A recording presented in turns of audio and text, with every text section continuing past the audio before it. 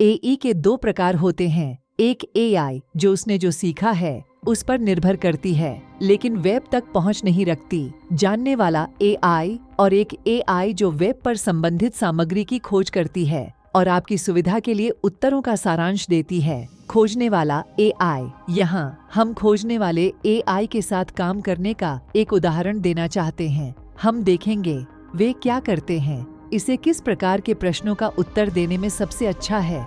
और एक उदाहरण। एआई के दो प्रकार होते हैं। एक एआई जो उसने जो सीखा है उस पर निर्भर करती है लेकिन वेब तक पहुंच नहीं रखती, जानने वाला एआई, और एक एआई जो वेब पर संबंधित सामग्री की खोज करती है और आपकी सुविधा के लिए उत्तरों का सारांश देती है, खोजने वाला एआई। यहाँ हम खोजने वाले एआई के साथ काम करने का एक उदाहरण देना चाहते हैं। हम देखेंगे वे क्या करते हैं, इसे किस प्रकार के प्रश्नों का उत्तर देने में सबसे अच्छा है। और एक उदाहरण।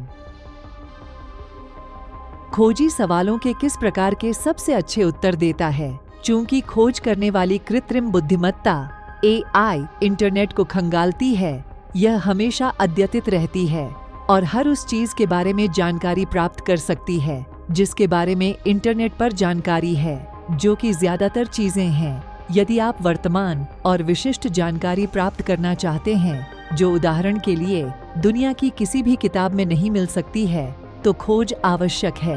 आज रात म्यूनिख में करने के लिए सबसे मनोरंजक चीजें क्या हैं, या बर्लिन के लिए अगली ट्रेन कब रवाना होती है, जैसे प्रश्न वर्तमान जानकारी के बिना जानना असंभव होगा। भले ही आपका सामान्य ज्ञान कितना भी व्यापक क्यों न हो, लेकिन यह जानना जरूरी है कि जब तक अन्यथा न बताया जाए, खोजी कृत्रिम बुद्धिमत्ता उस भाषा में खोजेगी जिसमें आप प्रश्न पूछते हैं। इसका मतलब है कि अगर इस भाषा में इंटरनेट पर बहुत कम सामग्री है जो इस प्रश्न का उत्तर दे सकती है, तो कृत्रिम बुद्धिमत्ता आपकी मदद करने में मुश्किल समय बिताएगी। आइए देखें कि मेरा क्या मतलब है और इससे कैसे निपटना सबसे अच्छा है। एक उदाहरण मान लीजिए कि हम ये पता लगाना चाहते हैं कि एसन में 500 यूरो प्रति माह से कम किराए वाली अपार्टमेंट हमें कहाँ मिल सकती है। इस उदाहरण में हम एक उपयोगी उत्तर खोजने के लिए ऐप कोपिलोट विवरण में लिंक का उपयोग करते हैं। अगर हम सिर्फ ऐसी भाषा में खोज करते हैं जिसके बारे में यह संभावना नहीं है कि उसमें इस प्रश्न में मदद करने वाली बहुत सी सामग्री होगी, तो हमें संभवतः एक अनुपयोगी सारांश प्राप्त होगा। लेकिन एक तरकीब है। कुछ कृत्रिम बुद्धिमत्ता जैसे GPT-4 जिनका उपयोग कोपिलोट में किया जा सकता है, यह समझने के लिए काफी स्मार्ट हैं कि क्या आप उन्हें उस भाषा में सामग्री खोजने के लिए कह रहे हैं जो आपके प्रश्न के लिए अधिक मददगार हो सकती है। उदाहरण के लिए इस उदाहरण में जर्मन।